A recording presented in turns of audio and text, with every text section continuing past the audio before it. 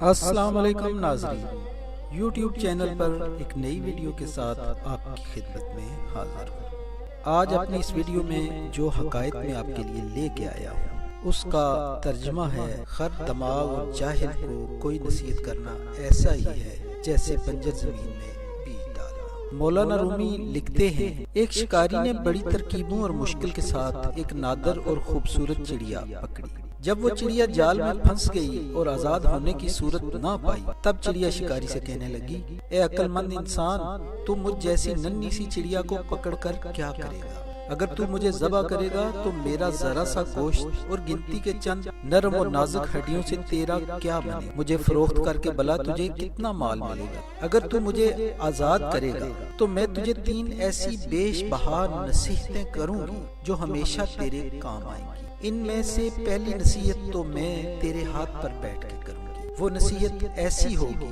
جسے سن کر تیرا خون بڑھ جائے گا۔ دوسری نصیحت دیوار پر بیٹھ کے کروں گی جو اعلیٰ درجے کی ہوگی۔ تیسری نصیحت درخت کی شاخ پر بیٹھ کر کروں گی۔ اس لیے تیری دانائی، جواں مردی اور دور اندیشی کا تقاضا یہی ہے کہ تو مجھے آزاد کر دے۔ ان تینوں نصیحتوں پر عمل کر کے تو دنیا میں بڑا نام پائے گا۔ شکاری تھوڑی دیر غور کرنے کے بعد راضی ہو گیا۔ چڑیا اڑ کر شکاری کے ہاتھ پر آن بیٹھی۔ پہلی نصیحت یہ ہے کہ ناممکن بات خواہ کیسا ہی شخص کہے اس پر یقین نہ کر۔ یہ کہہ کر چڑیا پھر سے اڑی اور دیوار پر جا بیٹھی۔ اس نے دوسری نصیحت یہ کی، گزری ہوئی بات کا غم نہ کر۔ اس کے بعد چڑیا نے کہا، میرے وجود میں 10 درہم وزن کا ایک ایسا قیمتی موتی ہے جس کی قیمت 7 اقلیم میں کہیں نہیں۔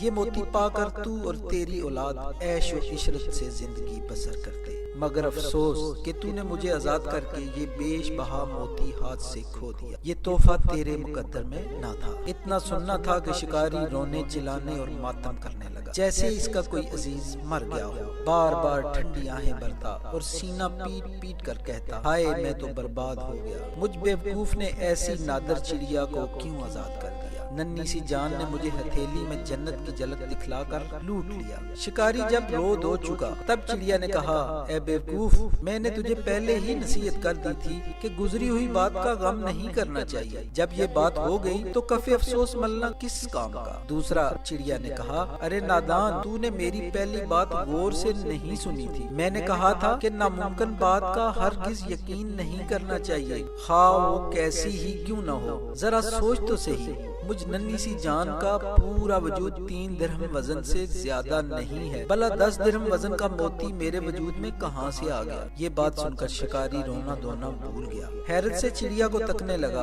اور کہنے لگا، بے شک تو ٹھیک کہتی ہے۔ پھر شکاری کہنے لگا، اے نازک بدن چڑیا، مہربانی کر کے وہ تیسری نصیحت بھی کرتی جا۔ چڑیا نے کہا، ارے بھائی، تو نے میری 2 نصیحتوں پر کون سا عمل کیا جو تیسری نصیحت بھی مجھ سے سننا چاہتا ہے؟ وہ قیمتی نصیحت تجھ جیسے بے مغز انسان کے لیے